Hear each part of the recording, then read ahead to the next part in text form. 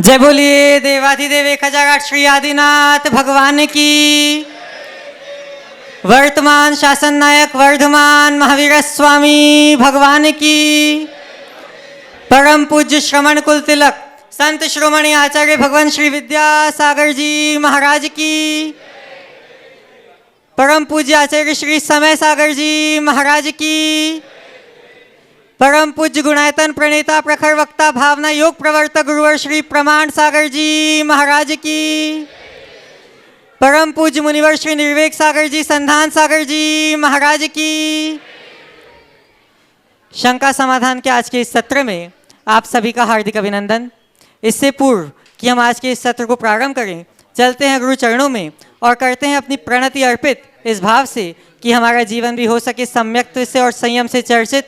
सभी लोग हाथ जोड़ेंगे, मस्तक झुकाएंगे और मेरे साथ बोलेंगे, हे गुरुदेव नमोस्तु नमोस्तु नमोस्तु। बंधुओं, कुछ विगत दिनों से विदिशाओं की दशाओं को बदलते हुए आज पूज्य गुरुदेव का विहार भोपाल की ओर हो गया और आज का यह शंका समाधान सांची की ओर, सांची के ग्राम से हो रहा है। ऐतिहासिक नगरी सांची से हो रहा है। आज की सत्र को हम प्रारंभ करें, उसके लिए हम चलते हैं पूज्य मुनिवर श्री संधान सागर जी महाराज के चरणों में और त्रिबार नमोस्तु निवेदित करते हुए निवेदन करते हैं कि महाराज श्री आपके माध्यम से यह सत्र आगे बढ़े। नमोस्तु महाराज जी। गुणायतन के जो शिरोमणि संरक्षक है आज इस सत्र में यहाँ पर उपस्थित है, जयपुर से सुनील जी निशा जी पहाड़िया। आप लोग जोरदार तालियों से उनका सम्मान करें और उनके सम्मान के लिए विकास जी गोदा गुणायतन ट्रस्टी भोपाल और विनीत जी जैन यहाँ पर आ जाएं। वे उनका स्वागत भी करेंगे और वे प्रश्न भी रखेंगे। इसी श्रृंखला में आपको बता दूं कि ऑनलाइन ट्रस्टी गुणायतन का नाम तो आप सब ध्यान से सुनते हैं और जानते हैं और लोगों में उत्कंठा रहती है कि हमारा दान शाश्वत तीर्थ क्षेत्र में लगकर शाश्वत हो जाए। इसी भावना के साथ में ग्वालियर से ऑनलाइन जिन्होंने सीए अमित जैन, उषा रश्मि जैन अपनी ट्रस्टी की स्वीकृति दी थी, आज वो यहाँ पर उपस्थित है। आप लोग जोरदार तालियों से उनका स्वागत अभिनंदन करें और उनके स्वागत के लिए हमारे बीच में शोभा राजेंद्र जी विदिशा जो ट्रस्टी गुणायतन के और राहुल जी जैन हिरनई, साथ में विनय जी जैन चिरमरी गुणायतन ट्रस्टी भी हैं और बहुत ही बिहार में भी पूरा अपना सहयोग कर रहे हैं। ऐसे गुणायतन के ट्रस्टी चिरमरी वाले भैया आ जाएं, राहुल भैया, हरीश जी भी यहाँ आ जाएंगे दिल्ली, वे भी सहयोग करेंगे इस क्रम में।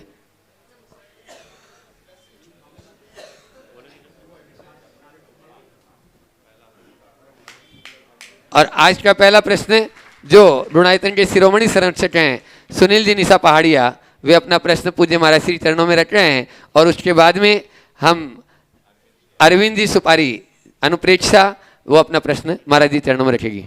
भोपाल गुणायतन के ट्रस्टी हैं भोपाल से। समस्त मुनिजनों को नमोस्तु, क्षुल्लगणों को इच्छामि। मेरे यार परिवार का पूरा नमोस्तु आप महाराज श्री आपको। महाराज श्री, मेरा प्रश्न ये है कि हम लोग जो है नए भवन का निर्माण करते हैं, कोई भी नए भवन का निर्माण करते हैं, चाहे आवासीय हो चाहे कमर्शियल हो चाहे किसी भी तरह का हो, तो हम उसकी नींव की पूजा रखते हैं। तो नींव की पूजा का महत्व क्या है और उसकी जैन विधि के हिसाब से तो प्रक्रिया क्या है? देखिए, कहीं पर भी भवन आदि का निर्माण होता है तो आप लोग एक तो रजिस्ट्री कराते हैं। रजिस्ट्री आप उससे कराते हैं जो उसका स्वामी है, पर ये कागज का स्वामी। उस भूखंड में रहने वाली जो शक्तियाँ हैं उसकी भी सम्मति चाहिए। तो उसकी सम्मति के लिए कहा गया कि उस भूखंड पर पूजा पाठ करो, सभी से अनुज्ञा लो। इसी को आप लोग भूमि पूजन कहते थे। भूमि की पूजन नहीं, भूमि पर पूजन। तो जो भूमि पूजन की विधि है हमारे शास्त्रोक्त विधि से वो सब प्रक्रियाएं होती है, उसी के अनुरूप उसका शिलान्यास आदि किया जाता है। उसके पीछे मूल प्रयोजन ये रहता है कि इसमें किसी भी प्रकार का विघ्न व्यवधान ना है। विघ्न निवारण के लिए, निर्बाध संपन्नता के लिए सब कार्य कराया जाता है। नमस्ते महाराज। ओ हाँ, अनुप्रेक्षा अरविंद सुपारी जो ट्रस्टी हैं उनकी सुपुत्री प्रश्न कर रही है और उसके बाद में तैयार रहेंगे जो ऑनलाइन ट्रस्टी बने थे और आज अपने बीच में उपस्थित भी यहाँ पर अमित जी रश्मि जैन ग्वालियर। महाराज जी, भोपाल से सुपारी परिवार का त्रिबार नमोस्तु नमोस्तु नमोस्तु। महाराज जी, मेरा प्रश्न ये है कि लौकिक और धार्मिक शिक्षा में कैसे कोऑर्डिनेशन बनाए? लौकिक और धार्मिक शिक्षा में कोऑर्डिनेशन क्या बनाए, कैसे बनाए? देखो, लौकिक शिक्षा तो आप लोग लेते ही हैं, रुचि से लेते हैं, पर इतना जान लो कि जो लौकिक शिक्षा है वो जीवन के निर्वाह का है और धार्मिक शिक्षा है वो जीवन के निर्माण का। तो लौकिक शिक्षा के लिए तो बहुत मेहनत करनी पड़ती है क्योंकि उसके लिए डिग्री लेनी पड़ती है, उसमें कंपटीशन भी होता है।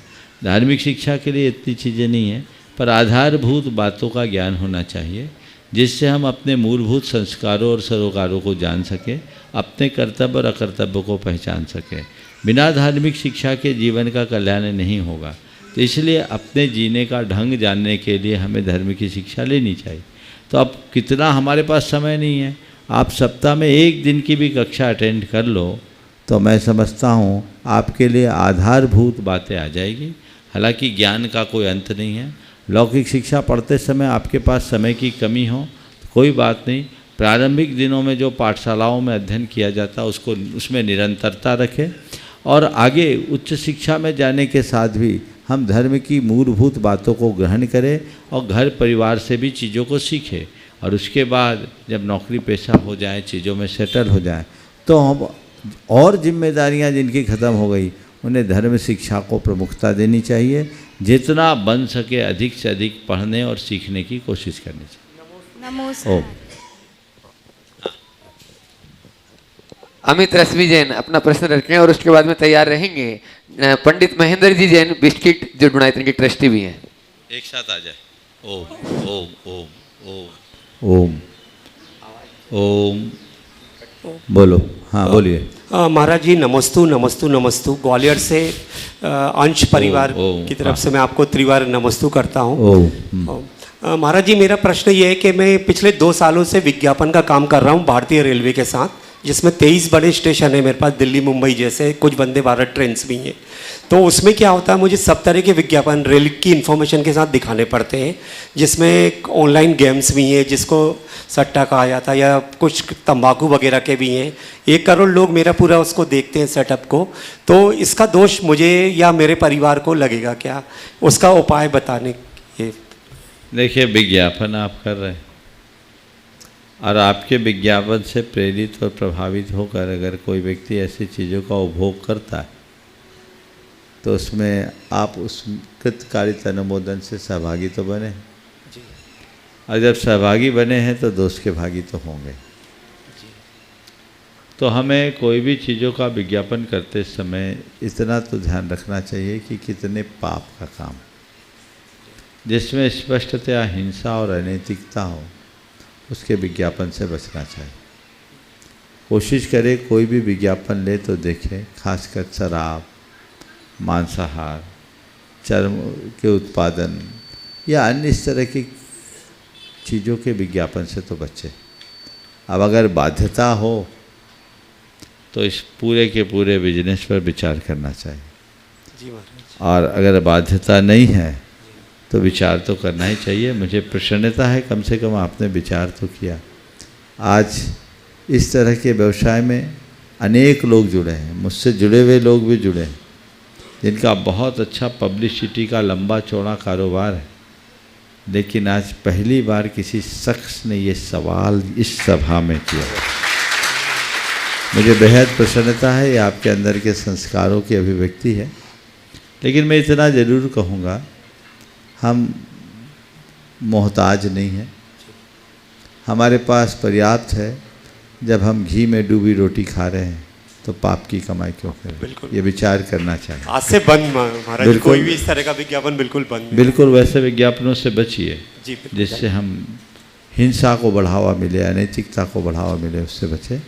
मैं चाहूँगा एक बार इस परिवार का जोरदार अभिनंदन करें। ये पहली बार आज हमारे दर्शन के लिए आए हैं अमित भाई, लेकिन यहाँ आकर के इन्होंने बताया ये नियमित शंका समाधान के श्रोता हैं और घर बैठे भाव बनाकर इन्होंने अपनी सदस्यता ली, आज यहाँ पहुँचे हैं। मैं सभी से कहता हूँ इनका हार्दिक स्वागत करना चाहिए और इसी तरह आप आगे बढ़ते रहें। ओम। पंडित महेंद्र जी जैन बिस्किट पूछेंगे, बोलिए आप बोलिए। ओम ओम ओम। नमस्ते महाराज जी। ओम। मेरी ऑक्सीजन 31 रह गई थी और बिल्कुल डॉक्टरों ने जवाब दे दिया था, लेकिन आपका भावना योग से मैं आज यहाँ खड़ी हुई। बहुत सुंदर, बहुत सुंदर भावना योग, बहुत सुंदर। नमस्ते गुरुदेव। पंडित महेंद्र जी जैन बिस्किट और उसके बाद में तैयार रहेंगे विकास जी गोदा परिवार, पूरा समस्त गोदा परिवार। नमस्ते गुरुदेव। इच्छा में गुरुदेव। गुरुदेव, हम लोग श्रावक हैं और श्रावक का प्रथम कर्तव्य देव पूजन में आता है। देव पूजन में हम लोग अष्टद्रव्य समर्पित करते हैं, लेकिन अष्टद्रव्य के संदर्भ में अनेक विद्वानों के या जो भी प्रतिष्ठाचार्य आते हैं उनके मंतव्य अलग अलग हो जाते हैं। एक छोटा सा उदाहरण जैसे लौंग का है। लौंग को हम पुष्प भी बना लेते हैं, उसका ऊपर का फूल हटा देते तो फल बन जाता है, उसके टुकड़े टुकड़े कर देते तो वो धूप भी बन जाती है। मतलब एक लवंग में हम 3 आइटम का स्वाहा कर लेते हैं। दूसरा, जब कभी हम दीपक समर्पित करते हैं, निर्माण लाडू वगैरह समर्पित करते हैं, तो दीपक जलाकर हमको समर्पित करना चाहिए अथवा नहीं। अचित या सचित सामग्री का क्या उसमें हमको दोष लगता है? कृपया विस्तार से इस संबंध में हमको। देखिए, बहुत ही महत्वपूर्ण सवाल आपने उपस्थित किया। इसमें कोई संशय नहीं कि भगवान की पूजा अष्टद्रव्य से करनी चाहिए और सभी शास्त्रों में अष्टद्रव्य से भगवान की आराधना का विधान किया। आचार्य वीरसेन महाराज से जब ये सवाल किया गया का नाम अर्चना, तो उन्होंने स्पष्ट शब्दों में लिया जलगंध अक्षत दीप धूप पुष्प फलादि सत्पत्ति पगासो नाम अर्चना। जलगंध अक्षत आदि अष्टद्रव्यों से अपनी भक्ति को प्रकाशित करने का नाम अर्चना है। अब इस संदर्भ में 2 प्रकार की बातें हम सबके बीच में आई, सचित्त पूजा और अचित्त पूजा। हमारे यहाँ दोनों तरह का विधान है और आप लोग जिस क्षेत्र में हैं यहाँ अचित्त पूजा का ही चलन है, तो हमें अचित्त पूजा को ही प्रमुखता देनी चाहिए, सचित्त पूजा को नहीं। अचित्त पूजा के क्रम में जल गंध, इसमें तो कोई बाधा नहीं, अक्षत में बाधा नहीं। अक्षत के संदर्भ में एक बात मैं आप लोगों से ज़रूर कहूँगा, आजकल मंदिरों में जो चावल चढ़ाए जाते हैं वो महा अशुद्ध है। चढ़ाने की बात तो दूर है, वो खाने योग्य भी नहीं है, क्योंकि आप लोग शुद्ध भोजन करते हैं। हमारे यहाँ सकरा के खाने का विधान नहीं। आजकल जितने भी राइस मिल हैं वे प्रायः 22 सेलर है, बड़े बड़े मशीनें लगी हुई है और उनमें प्री स्टीम्ड धान से चावल बनाया जाता है। उसके पीछे प्रयोजन यही रहता है कि चावल में टूट फूट कम हो। पुराना जो हमारा सामान चावल बनाने का तरीका था वो बाई हॉलर था। घर घर में ढेकी लगी रहती थी। मशीनी युग में हॉलर आया जिसमें प्री स्टीम चावल नहीं होता, चावल को सीधे धान से तैयार किया जाता है। इसे अरवा और उष्णा के नाम से जाना जाता है। अरवा चावल और उष्णा चावल, जिसे पहले उबाल लिया जाए फिर बनाया जाए उसका नाम है उष्णा, और जो सीधे बनाया जाए उसका नाम है अरवा। अरवा चावल में कनकी बहुत निकलती, टूट फूट बहुत होती, इसलिए आजकल सारे मिल मालिक, राइस मिल वाले ऐसी टेक्नोलॉजी का प्रयोग करते हैं। और उसमें पहले तो क्या होता था, रंग में अंतर रहता था। उष्णा चावल में थोड़ा पीलापन आता तो स्पष्ट दिख जाता था, लेकिन आजकल सब पॉलिश्ड होता और एकदम झकास सफ़ेद दिखता है। और आप लोग अखंड अक्षत चढ़ाने के चक्कर में यही अक्षत ले आते हैं जो महा अशुद्ध है। इसलिए कभी भी आप बाज़ार से चावल लाएं तो चावल खरीदने से पूर्व पता करें कि ये अरवा चावल है या उष्णा चावल। अभी भी बहुत सारे लोग अरवा चावल बनाते हैं क्योंकि खीर आदि में अरवा चावल का ही प्रयोग होता है, समझ गए। उष्णा चावल का प्रयोग से खीर नहीं बनती। तो उसके 2 मैं आपको पहचान बता देता हूँ, क्योंकि मध्य प्रदेश अब तो चावल पैदावार होने लगा, लेकिन यहाँ लोग चावल के बारे में बहुत कम जानते हैं। आपको मैं उसकी पहचान बताता हूँ कि अरवा चावल की गंध एक अलग प्रकार की स्वाभाविक गंध होगी सूंघने से, और अलग प्रकार की सुगंध होती है। उसके दाने प्राय छोटे होंगे, उसमें आपको कनकी भी मिलेगी, हालांकि आजकल प्रोसेस किया हुआ होता है तो बिना कनकी के भी मिलेंगे। और दूसरा उसका तरीका, उस चावल को आप पानी की कटोरी में डालिए, 10-20 दाने पानी की कटोरी में डाल दीजिए, और 3-4 मिनट बाद आप देखिए उस चावल में पानी की धारी बन जाएगी, यानी चावल अपनी कई जगह से टूट जाएगा। उष्णा चावल आप डालिए तो बिल्कुल नहीं टूटेगा, वो प्लास्टिक कोटेड जैसा हो जाता है। तो इन दोनों आधार पर पहचान करके ही चावल का प्रयोग कीजिए, समझ गए। साधुओं को भी चौके में भी, आप खुद के लिए भी और व्रतियों के लिए भी केवल और केवल अरवा चावल ही उपयोग के योग्य है, भगवान को चढ़ाने के लिए भी। मैं तो अननोन आदमी के यहाँ कभी चावल, आजकल तो चावल लेता नहीं, लेकिन जब लेता था तो नोन के यहाँ ही चावल लेता, बाकी नहीं लेता। लेने योग्य ही नहीं है, लोगों को पता नहीं होता, बाज़ार से ले आते हैं। तो इसे देख करके चावल चढ़ाना चाहिए। ये अक्षत की बात हुई, बहुत जगह मिलती है, लोग तैयार करते हैं। और जिन्हें सम्मेद शिखर जी से लेना है तो वहाँ तो वर्तमान में एक कमल पाटनी है, उसे मैंने प्रेरित किया, तो वो अपनी ओर से गुनायतन में तो जितना चावल लगता उनकी मील है वो पूरी अपनी ओर से आपूर्ति करते हैं। तो इस तरह का पता लगाकर लोगों को करना चाहिए। और जो चावल के व्यवसायी हैं उनको भी इस पर गंभीरता से ध्यान रखकर समाज को उपलब्ध कराना चाहिए। और अगर हर जगह के चावल व्यापारी, बहुत से जैन बंधु होंगे, यदि ये बात करें और उनका नाम सब तक पहुंच जाए तो लोग एक बहुत बड़ी दुविधा से बच सकेंगे। अब आई बात पुष्प की। पुष्प के प्रयोग के लिए, पुष्प तो फूल है, पर हम लोग देखते हैं कि पुष्प के अंदर जीव होते हैं तो पुष्प नहीं चढ़ाते। पुष्प के विकल्प में क्या चढ़ाए, तो पंडित आशाधर जी ने प्रतिष्ठा सारोद्धार में कुमकुम चर्चित अक्षत की पुष्प संज्ञा दी, यानी केसर से रंगे हुए चावल को पुष्प बताया है पंडित आशाधर जी ने अपने प्रतिष्ठा सारोद्धार में। लौंग का प्रयोग लोगों ने पुष्प की जगह करना शुरू कर दिया, लेकिन इसका कोई आगमिक आधार नहीं दिखता। हालांकि कुछ लोग लौंग को फल भी मानते हैं और लौंग को फूल मानते हैं, तो सूखे फूल के रूप में लोग लवंग चढ़ा देते हैं। अब लवंग फल है या फूल, ये आपको तय करना है। लवंग को ऐसे फल माना जाता है, पर कुछ लोग उसके ऊपर की फुंद को देखते हुए लौंग को फूल मानते हैं और फूल मान करके लौंग चढ़ा देते हैं। अब धूप के लिए, चूँकि धूप बनाने की विधि में उसमें अनेक प्रकार के सुगंधित चीज़ें मिलाई जाती, अगर तगर चंदन गोशीर, उसमें लौंग भी होती। अब आप लोग होशियार हैं तो लौंग से ही काम चलाने लगे। कायदे से शुद्ध धूप तैयार करनी चाहिए, शुद्ध धूप। और आजकल बाज़ार में जो धूप आती है वो अशुद्ध होती है, उसमें जीवोत्पत्ति हो जाती है। ऐसा धूप नहीं होना चाहिए, ऐसी धूप नहीं होनी चाहिए। अगर धूप के लिए आपके पास कोई विकल्प नहीं है तो बेहतर है चंदन का चूर्ण रख लीजिए। आजकल चंदन का पाउडर उपलब्ध हो जाता है, हाँ नहीं होता उपलब्ध। चंदन का मूठा लो, रेती से घिस लो, थोड़ा सा काम कर लो, हो गया काम। वो भी सही नहीं मिलती तो आप सुगंधित धूप अपने हाथ से बनाइए, उत्तम तो ये है। नहीं तो जो मिले सो चढ़ाइए, हम क्या कहें। अब ये व्यवस्था है, आगम की जो व्यवस्था है वो मैंने बता दी।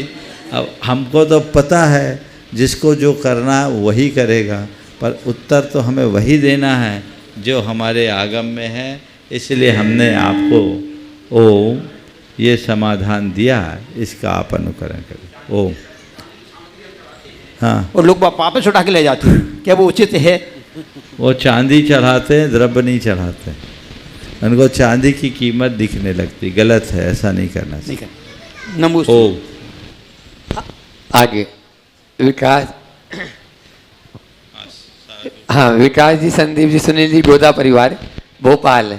बंधुओं, जो गुरु की भक्ति करता है बादलों की तरह और कृपा भी उस पर बरसती है बादलों की तरह, हमारे विकास भाई भी ऐसे ही हैं कि अनेकों लोगों ने बिहार के लिए जब यहाँ से विदिशा से हुआ और विदिशा वाले भी जा रहे थे, लेकिन गुरु की जब कृपा होती है उसी के ऊपर हो जाता है। पूरा बिहार भी इन लोगों के द्वारा कराया जा रहा है। जोरदार तालियां बजाइए आप लोगों की समुचित व्यवस्था करते हुए।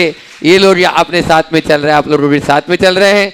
ऐसे गोदा परिवार के लिए वो अपना प्रश्न भी पूज्य महाराज श्री चरणों में रखे। उसके बाद में संजीव जैन, पिंकू कटनी तैयार रहेंगे। ओम ओम ओम नमोस्तु महाराज श्री। हम लोगों की शंकाएं वैसे बहुत छोटी सी है। आज की जो भागदौड़ की ज़िंदगी है उसमें हर व्यक्ति जो है बिल्कुल कंपटीशन की तरफ बहुत तेजी से भागता हुआ जा रहा है। ओम, हाँ ओम, दोबारा बोल दो। हाँ। बोलो। नमोस्तु महाराज श्री। आज जो भागदौड़ की ज़िंदगी है, हर व्यक्ति जो कहीं ना कहीं किसी न किसी चीज़ में बिजी होके और बहुत भागदौड़ कर रहा है। आज जो हमारी जो संवेदनाएं हैं वो बहुत ही कम हो चुकी हैं। आज जो हमारे रिश्ते थे वो रिश्ते भी बहुत उसकी अहमियत नहीं रह गई है। हर व्यक्ति आज अपने अपने में स्वतंत्र है और अपने निर्णय लेने में स्वतंत्र है। तो जो एक धर्म की प्रभावना से जो लोगों को और सचेत होना चाहिए तो वो थोड़ी कमी होती जा रही है, उसका क्या उपाय है? देखिए, बात बहुत ही गंभीर और चिंतनीय है। लोगों की जीवन शैली में बहुत बड़ा बदलाव हुआ है और संवेदनाओं के क्षीण होने से प्रेम, परस्परता, आत्मीयता जैसे मूलभूत मूल्य भी क्षीण हो रहे, इसमें कोई संशय नहीं। लेकिन मेरा मानना है जो लोग धर्म से जुड़ रहे हैं उनके अंदर ऐसा ह्रास कम है। यदि हम धर्म से जुड़े और न केवल धार्मिक क्रियाओं से अपितु उसके साथ अपने अंदर एक आध्यात्मिकता को प्रतिष्ठापित करें तो जीवन में बड़ा बदलाव हो सकता है। संजीव जैन, पिंकू कटनी अपना प्रश्न रखें और उसके बाद में प्रतिभा शिशिर जैन, विदिशा तैयार रहेंगे।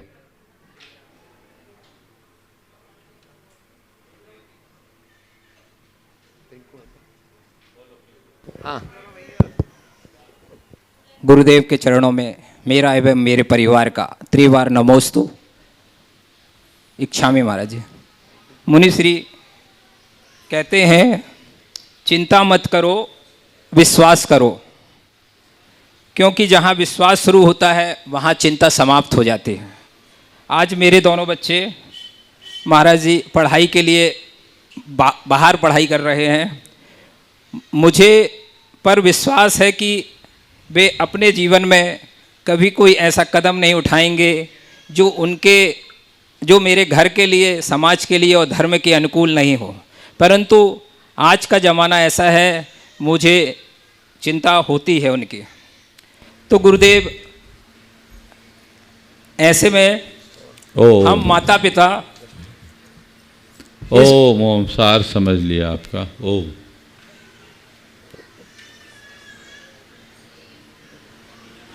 आपने बोला है चिंता होती है, बात बिल्कुल सही है। विश्वास रखो, चिंता नहीं करो।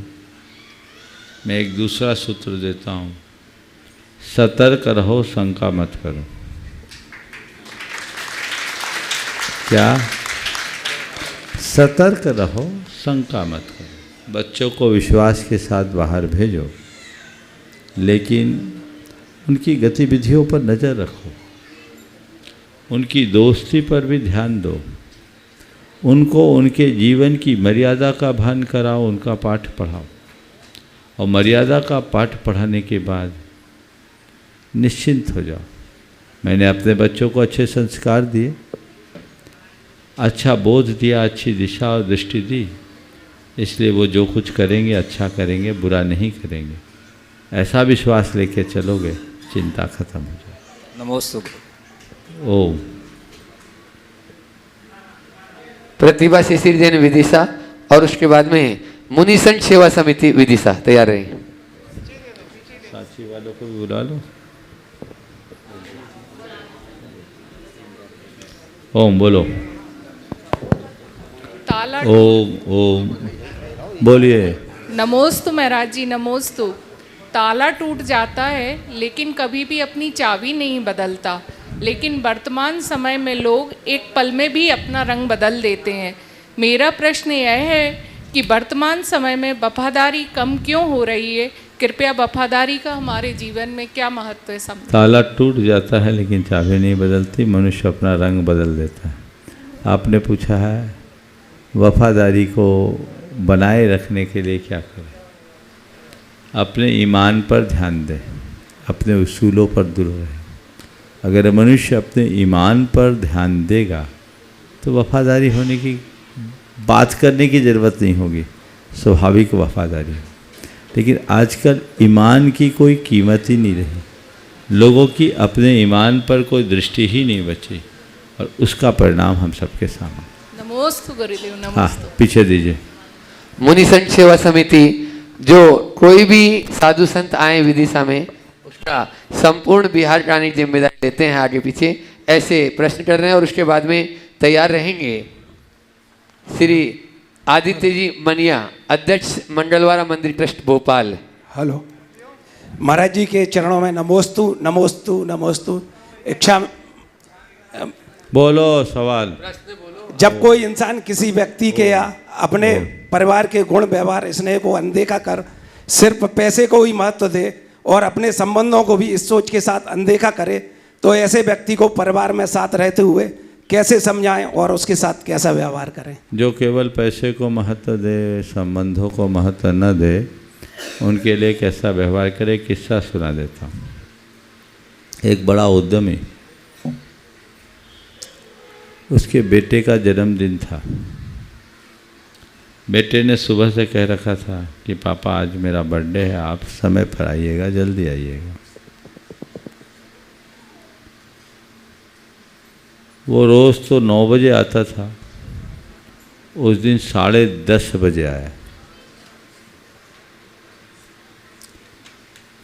बेटे को उम्मीद थी कि पापा आए तो मेरे लिए चॉकलेट कुछ लाएंगे। वो बहुत इंतज़ार करते करते उम्मीदें आँखों के साथ पिता का इंतज़ार कर रहा था। पिता आया, पिता से लिपटा, पापा आप चॉकलेट लाए। अरे बेटे, आज सारी मीटिंग्स में बिजी रह गया, मुझे टाइम ही नहीं मिला, ले। और उनने उसे 5,000 रुपये पकड़ा दिए। बेटा रुपये लिए, अपने पिता की आंखों को देखा, रुपये लेकर सीधे गया। थोड़ी देर के लिए रोता रहा। अब धर्म पत्नी को भोजन परोसने की बारी थी। धर्म पत्नी बहुत समझदार थी। उसने थाली लगाई, एक कपड़े से ढका और अपने पति के आगे की। और जैसे ही पति ने कपड़ा उठाया तो थाली में खाने की जगह रुपये थे।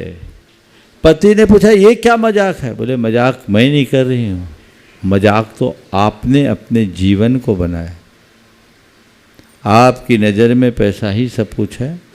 आप बच्चे की जन्मदिन के दिन चॉकलेट की पूर्ति पैसों से कर सकते हैं, तो मैं समझती हूँ आपको केवल पैसों से मतलब है, तो आप अपनी भूख की पूर्ति भी पैसों से कर लीजिए, शायद इसी से आपको। उसकी आंखें खुली रह गई। उसने कहा मुझे माफ़ करना, मैं बहुत भूल में था, मुझसे चूक हुई। और तुरंत उसने अपने बेटे से क्षमा मांगी और कहा चल पहले बाज़ार चलते हैं, पहले तेरे मन की बात होगी, उसके बाद कुछ और बात होगी। यदि इस तरह की दिशा दृष्टि लोगों को मिलने लगे तो समझ में आएगा पैसा हमारे जीवन के लिए बहुत कुछ हो सकता है, पर सब कुछ नहीं। वे लोग महान भूल में हैं जो पैसे को ही सब कुछ मान लेते हैं। ये जीवन के निर्वाह का साधन है, साध्य नहीं। संबंधों का स्थान पैसा नहीं ले सकता। इस बात को हमें कभी नहीं भूलना चाहिए। आदित्य मनिया जैन भोपाल और उसके बाद में डॉक्टर शोभा राजेंद्र जैन विदिशा जो डोनाइटिंग ट्रस्टी भी हैं। महाराज जी, भोपाल की सरजमी से मंगलवारा दिगंबर जैन समाज आप सभी का आपका नमोस्तु नमोस्तु। आप पधारे महाराज। महाराज जी, एक शब्द चल रहा है शहरों में, पेरेंटल बर्निंग। जितने भी बच्चे हो रहे हैं और जो बच्चे बड़े हो जाते हैं, उनके खान पान का और उनके अध्यापन का सब लोग चूँकि आगे बढ़ने की बात करते हैं तो वो पेरेंट बर्न होते हैं। दूसरा, पुराने शहर से नए शहर, उसी शहर की नई कॉलोनियों में भी बच्चों की वजह से ही जाना रहता है, तो पुराने मंदिरों का भी अस्तित्व थोड़ा सा कम हो रहा है। क्या करें? पहले तो पेरेंटल वार्निंग में बच्चे अस्वस्थ हो जाते हैं तो भी पीड़ा होती है और बच्चे मानते नहीं हैं तो भी। आखिरकार पेरेंट्स क्या करें? आपका उद्बोधन बहुत ज़रूरी है। आप बोल रहे हैं बच्चों के कारण ऐसा होता है, पर मुझे ये बात पूरी तरह हजम नहीं हो रही। बच्चों पर तो आरोप है, लोगों के मन में पल रही आकांक्षाओं के कारण ऐसा होता है, बदली हुई जीवन शैली के कारण ऐसा होता है। पुराने शहर से नए शहर में जाने के पीछे की जो सबसे बड़ी वजह है वो आज की जीवन शैली। पहले लोग कमरों में रहते थे, अब लोग रूम में रहने लगे। पहले लोग घरों में रहते थे, अब फ्लैट में रहने लगे। एक ज़माना था जब एक कमरे में 10 लोग रह लेते थे, अब हर कमरा हर व्यक्ति के लिए सुरक्षित है। ये पुराने शहरों में कहाँ संभव। पहले लोग साधनों पर निर्भर कम करते रहते थे, अब हर कोई को साधन चाहिए, हर किसी को 4 व्हीलर चाहिए। अब शहर की तंग गलियों में 4 व्हीलर घुसेगा कैसे और उसके लिए पार्किंग कैसे होगी? तो हमें पार्किंग चाहिए, हमें 4 व्हीलर चाहिए, और गाड़ी नहीं है तो हमारा समाज में स्टेटस भी नहीं है। तो क्या बड़े ये सब चीज़ें नहीं कहते? तो चलो भाई, अब शहर के नए इलाके में चलो, पॉश एरिया में चलो, जहाँ हम अपनी सुविधा के अनुरूप जी सकें। तो एक बहुत बड़ा समियान रूप होने वाला परिवर्तन है, और इस परिवर्तन को रोक पाना बहुत कठिन जैसा लग रहा है। लेकिन इसका परिणाम बहुत भयानक है। इसका सबसे घातक परिणाम तो ये है कि हमारे सारे धर्मायतन अब असुरक्षित होने लगे। आज जयपुर से सुनील भाई आए हैं। जयपुर का जोहरी बाजार जो कभी जैनियों का गढ़ हुआ करता था, अब सूना होने लगा,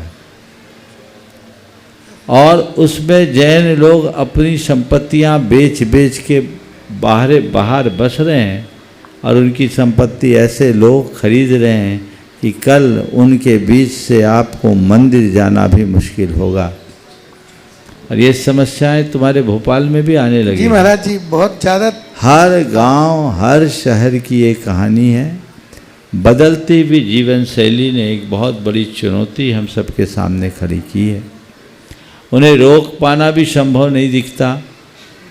अब और क्या कहें, ज़्यादा कहें तो कोई अपनी लड़की नहीं देगा। और फिर पहले लोग घरों में रहते थे, स्वस्थ रहते थे, 3-3 माला सीढ़ियों से चढ़ जाते थे। अब तो 10 सीढ़ी चढ़ने में पसीना आ जाता है, सबको लिफ्ट चाहिए। तो विस्तार तो होगा, ये बदलाव, ये समय के अनुसार होने वाले परिवर्तन के लक्षण हैं। इन्हें रोक पाना नामुमकिन है, पर इसके लिए केवल बच्चों को दोषी कहना ठीक सा नहीं लगता। बड़े भी उसमें शामिल है, ये स्वीकार करना चाहिए। हाँ, कुछ अंतर इतना जरूर दिखता है कि बड़े बुजुर्ग चाहते हैं हम इस मंदिर से जुड़े हैं, यहाँ हमारा सारा सर्किल है, हम यहाँ रहें, लेकिन वो भी ऊपरी मन होता है। भीतर से वो भी कहते चलो अच्छा है, पॉश एरिया में थोड़ी सहूलियत हो जाए। अगर आपको लगता है बच्चों के कारण ऐसा है तो बच्चों को जाने दीजिए, जाओ तुम नए बिला में रहो, हम यहीं ठीक, हमें तुम्हारी ज़रूरत होगी हम तुमसे मिलने आ जाएंगे, तुम्हें हमारी ज़रूरत होगी तुम हमसे मिलने आ जाना, जब हम अशक्त हो जाएंगे तो तुम्हारी शरण में आ जाएंगे। ये क्यों नहीं कर सकते? एक पीढ़ी इसको तो आगे बढ़ा सकती है। तो बच्चों पर आरोप लगाने की जगह व्यवस्था पर विचार करें। दोस्तों महाराज, डॉक्टर शोभा राजेंद्र जैन विदिशा ट्रस्टी गुणायतन, और उसके बाद में तैयार रहेंगे विद्यावर्धनी बहुमंडल की तरफ से माला जैन मुकेश बड़ागर। त्रय महर्षि के चरणों में बारंबार नमोस्तु। सभी शुल्लक महाराज जी को इक्षामी महाराज।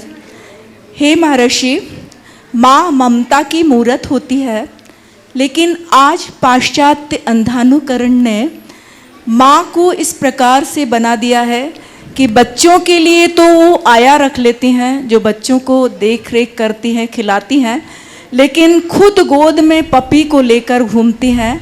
ऐसी माएँ जो हैं, जो ममता बच्चों को नहीं उड़ेल पा रही हैं, वो बच्चे कैसे संस्कारवान बनेंगे, इस संबंध में दिशा निर्देश देने की कृपा करें। देखिए, बड़ी विचित्रता है। अब माँ आज बची कहाँ?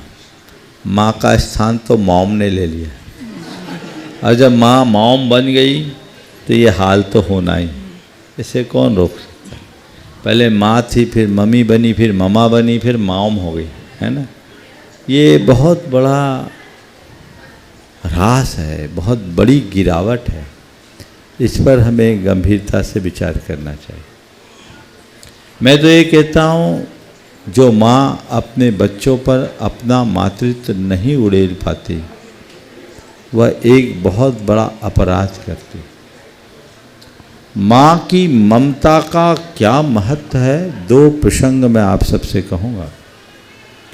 वैज्ञानिकों ने इस पर प्रयोग किया। रूस में आज से लगभग 40 वर्ष पहले ये प्रयोग हुआ। वहाँ सद्य प्रसूत बंदरियों पर यह प्रयोग किया गया। तुरंत की जन्मी बंदरियों को, कुछ को मशीनी बंदरियों के पास रखा गया और कुछ को अपनी माँओं के पास रखा गया। दोनों की फीडिंग बराबर हुई, बराबर पोषण मिला, उसमें कोई अंतर नहीं। लेकिन जिन बंदरियों को कृत्रिम मशीनी बंदरियों के साथ रखा गया, उनका शारीरिक विकास तो रहा, लेकिन भावनात्मक विकास नहीं हो पाया।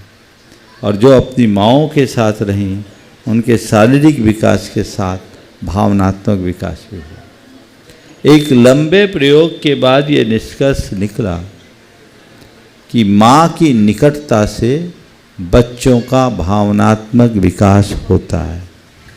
माँ की धड़कन से जब बच्चे की धड़कन मिलती है, तो उसके हृदय की भावनाएं प्रफुल्लित होती है, पुष्ट होती है, जो उसके जीवन को ऊंचा उठाने में समर्थ और कारगर बनती। इसलिए माँ की निकटता तो होनी चाहिए। मैंने एक आलेख पढ़ा था बहुत वर्ष पूर्व। उसमें एक बात आई कि दुनिया में फ्रांस में सबसे ज़्यादा क्राइम होता है, और उस क्राइम की वजह उन्होंने जो रेखांकित की वो ये कि वहाँ सबसे ज़्यादा अवैध संतान होते हैं।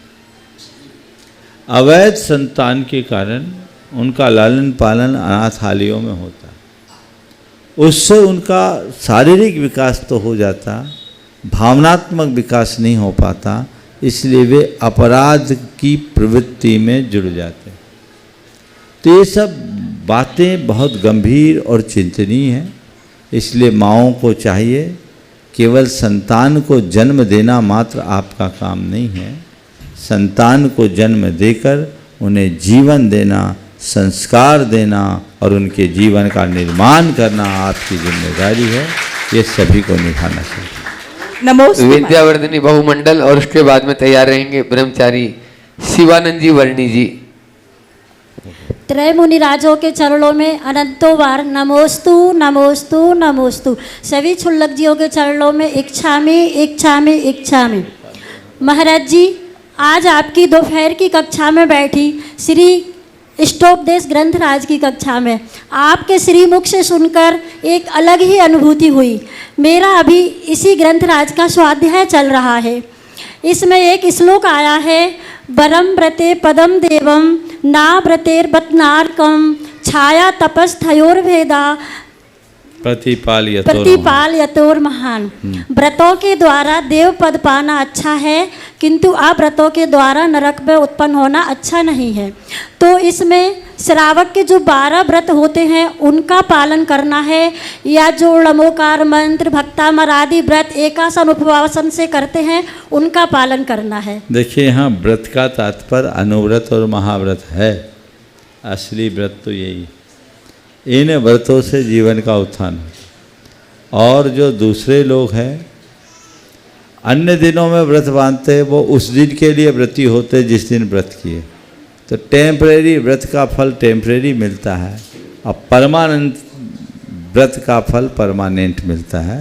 इसलिए प्रत्येक व्यक्तियों को चाहिए कि वे अपने जीवन में अनुव्रती अवश्य बने। नमोस्तु महाराज जी। ब्रह्मचारी शिवानंद जी वर्णी जी अपना प्रश्न रखें और उसके बाद ब्रह्मचारी पीयूष जी सागर। नमोस्तु महाराज श्री, मेरे अनंत अनंत प्रणाम आपके चरणों में समर्पित हैं। महाराज श्री, मेरा कोई प्रश्न तो है नहीं है और मैं ज़्यादा समझदार नहीं हूँ, लेकिन मेरी एक व्यग्रता है, आकुलता है और मैं इसका समाधान चाहता हूँ।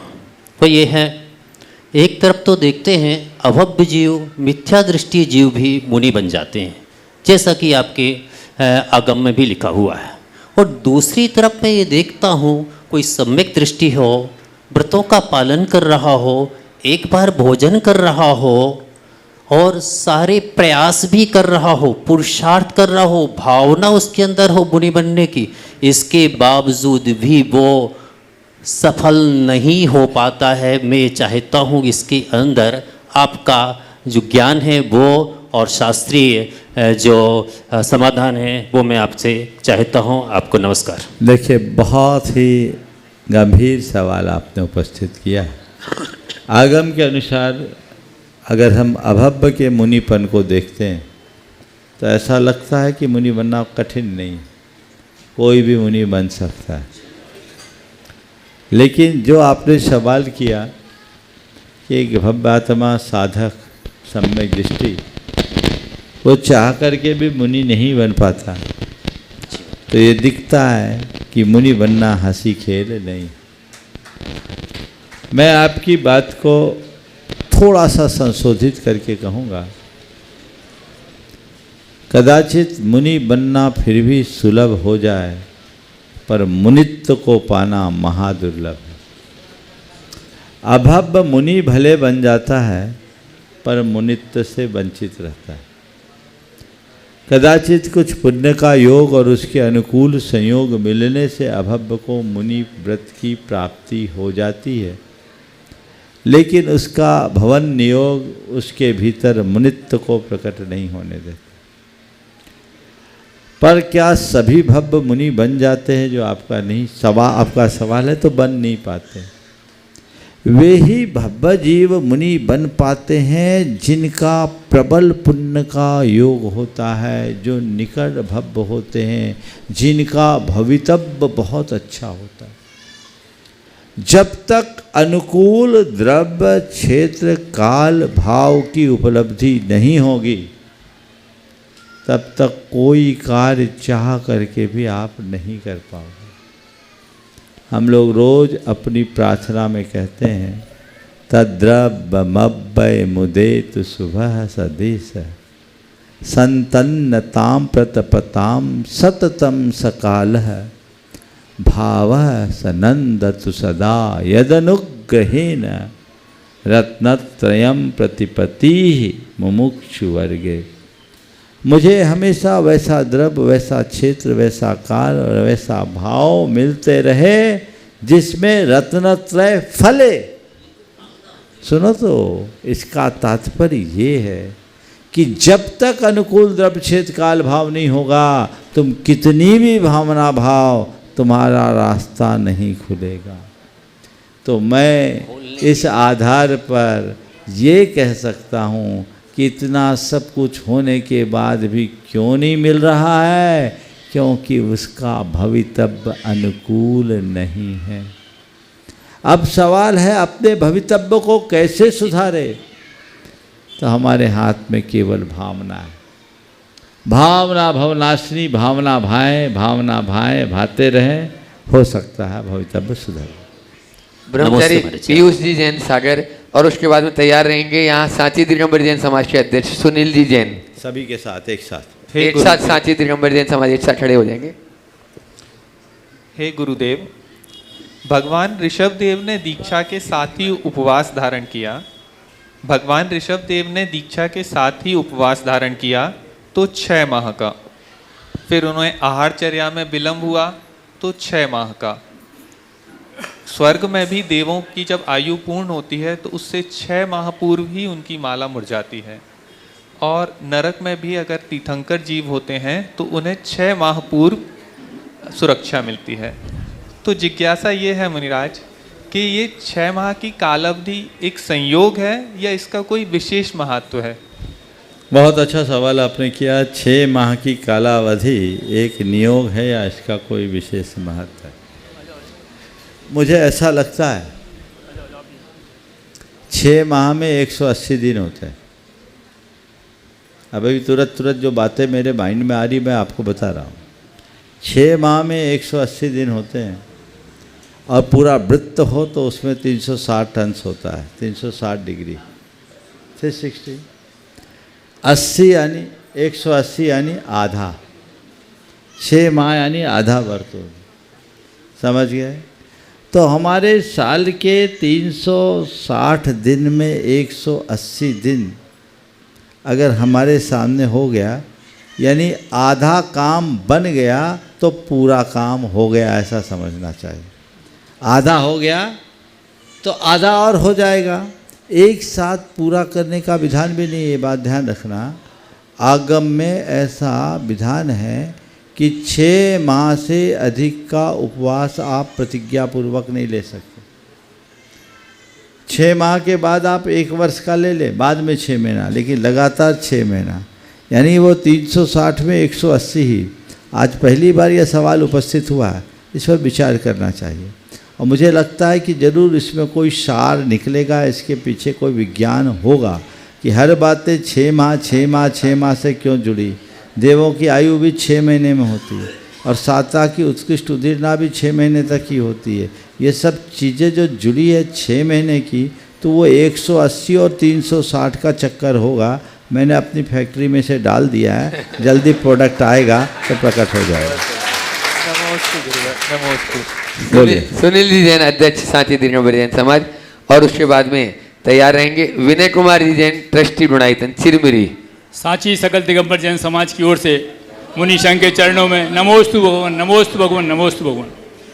भगवान, मेरा प्रश्न ये है कि मेरी जिज्ञासा है कि जो लोग हमेशा मंदिरों में या मान्य स्तंभों में अपनी मूर्तियां स्थापित कराते हैं, उन मूर्तियों की स्थापित कराने के बाद क्या उनका मूर्तियों के प्रति रख रखाव या देख रेख के प्रति क्या कोई दायित्व बनता है या नहीं बनता? देखिए, जिन में स्थापित करने के बाद उसके रख रखाव का दायित्व तो उनका होता है, रख रखाव करना चाहिए और शास्त्र में ऐसा विधान है। कहीं भी मंदिर बनाइए तो भगवान की प्रतिष्ठा के बाद उस मंदिर की यावत चंद्र दिवाकरों पूजा अर्चा होते रहे, इसे सुनिश्चित कीजिए। उसके लिए अपनी ओर से राशि देने का विधान है, भूमि भवन आदि देने का विधान है, तभी आपकी प्रतिष्ठा पूरी होती, नहीं तो प्रतिष्ठा अधूरी। तो कहीं भी मंदिर बनाइए तो भगवान की पूजा अर्चा सुनिश्चित कीजिए और कदाचित दूर आप भगवान को विराजमान करते हैं तो उसका जो द्रव्यदान है वो इतना दीजिए कि उसकी पूजा अर्चा की व्यवस्था होते रहे। विनय कुमार जी जैन, ट्रस्टी ढूंढाईतन चिरमिरी, और उसके बाद में तैयार रहेंगे मंडू जी पहलवान, ललितपुर। ओम, जल्दी से जल्दी। हाँ, नमोस्तु महाराज जी, नमोस्तु। वहाँ माइक पहुँचा दो, दूसरा इधर बोलो। महाराज जी, अपनी टिकट कट गई है, कंफर्म होगी, फिर RSC में जाएगी, फिर मोक्ष जाएगी या नरक जाएगी ये तो नहीं मालूम, लेकिन उसके लिए क्या पुरुषार्थ करें कि भैया अपनी टिकट कटवाओ तो कहाँ जाएगी ये नहीं पहले तय करो हमें कहाँ जाना है, और जहाँ जाना वहाँ की टिकट कराओ, और जहाँ की टिकट कटाना है उसको कन्फर्म कराओ। कन्फर्म कराने के लिए अगर कन्फर्म नहीं होती तो VIP कोटा में अर्जी लगाओ। वैसा वो विशेष उद्यम करो तो जहाँ जाएंगे वहीं होगी, समझ गए? और नहीं है तो चलो लगाओ, वेटिंग के बाद RSC के बाद कन्फर्म, लेकिन लगे रहोगे तो हो ही जाएगी, ऐसा प्रयास करो। मंडू जी पहलवान, ललितपुर, उसके बाद तैयार रहेंगे अविनाश जी प्रवक्ता, पत्रकार। के चरणों में बारंबार नमोस्तु। हे गुरुदेव, पंच इंद्रिय शरीर में स्पर्श इंद्रिय से 1.5%, रसना इंद्रिय से 1%, घ्राण इंद्रिय से 3.5% और चक्षु इंद्रिय से सर्वाधिक 83% दोष लगता है आत्मा को, और इंद्रिय कर्ण इंद्रिय से 11%। तो गुरुदेव, ये किसने बताया भैया ये गणित? महाराज जी उसमें पढ़ा भी। हाँ, तो जहाँ पढ़ा उन्हीं से पूछना, मैंने नहीं पढ़ा। महाराज जी, चक्षु इंद्रिय से दोष किस प्रकार? चक्षु इंद्रिय से का प्रयोग बहुलता से होता है। आंखें सबसे दिखती है, आंखें मिलती हैं, आंखें लड़ती है तो मामला बिगड़ता है। चलिए हाँ, अविनाश जी प्रवक्ता, संजय भंडारी के साथ में, और उसके बाद में संजय जी भंडारी, ट्रस्टी गुणायतन विदिशा। ओ लो, गुरुदेव के चरणों में नमोस्तु। गुरुदेव, मेरा जल्दी एक संक्षेप में सवाल, 10 मेरा सेकंड। सवाल जो है सोशल मीडिया से जुड़ा हुआ है, चूंकि मैं सवाल जल्दी करो। हाँ, सवाल ही कर रहा हूँ गुरुदेव। सोशल मीडिया में चूंकि मैं यहाँ पर जो है पूरे भारतवर्ष के भारतीय विद्यावाणी समूह चलता है और उससे लोग जुड़े हुए हैं, और आपको गुरुदेव कई लोगों ने नमोस्तु किया है। सवाल तो कर बाबा, तो सवाल ही जल्दी। तो ये है, सवाल ही दे रहा हूँ। हाँ। तो नमोस्तु वो लोग करते हैं तो उनको क्या, उनका नमोस्तु मैं आप तक नहीं पहुंचा पाता हूँ। डाकिया बनने का फल नहीं मिलेगा, डायरेक्ट करो। अच्छा, दो उधर पास करो। दूसरा आगे प्रश्न- आगे आगे आगे हो एक गया। प्रश्न तो और- ओम बढ़ाओ। एक छोटा सा प्रश्न। ओम जितना बोल रहे संजय, संजय संजय। हाँ, समय मंजा गए, सिंह गए, समस्त गए। महाराष्ट्रियों को नमोस्तु निवेदित करते हुए और तुलक जियों को इच्छामी। हाँ, सीधे सवाल। हाँ महाराज जी, मेरा सवाल ये है, सवाल नहीं, मैं तो हमेशा महाराज जी एक संदेश दिलवाता हूँ आपसे हाँ। कि इस तरह के श्रेष्ठतम धर्म जैन धर्म को आचार्य भगवान श्री तीर्थंकर भगवान आचार्य ऋषभ देव जी से प्रारंभ होकर और नीचे तक बढ़ाते बढ़ाते अब मतलब हम इस लेवल पे आ गए हैं कि मोहल्ले, कॉलोनियों, पंथ इतनी चीज़ों में बढ़ गए हैं। इसको क्या करें महाराज जी कि ये सब समरूपता से चले, कुछ एकता कुछ आए। मत करो, सबको मिलाकर एक बढ़िया गुलदस्ता बना दो। एक गुलदस्ता में रंग बिरंगे फूल ही अच्छे लगते। एक रंग के फूल का गुलदस्ता नहीं होता। अब इतने सारे फूल हैं, एक ही भावना रखो, कम से कम फूल खिले हैं और उसमें कुछ ना कुछ गंध है, दुर्गंध भर ना हो, इतनी भर ध्यान में रखो। और उन फूलों का एक गुलदस्ता बनाकर उन्हें संभाल कर रखो तो सब अच्छा अच्छा हो जाएगा। आज का ये सत्र सांस्कृतिक नगरी सांची में संपन्न हुआ और कल हम लोग यहाँ से सलामतपुर की ओर प्रस्थान करेंगे। कल का कार्यक्रम वहीं होगा। अहिंसा परमो धर्म की। बोले परम पूज्य मुनि श्री 108 प्रमाण सागर जी महाराज की। पूज्य मुनि श्री 108 निर्वेद सागर जी महाराज की।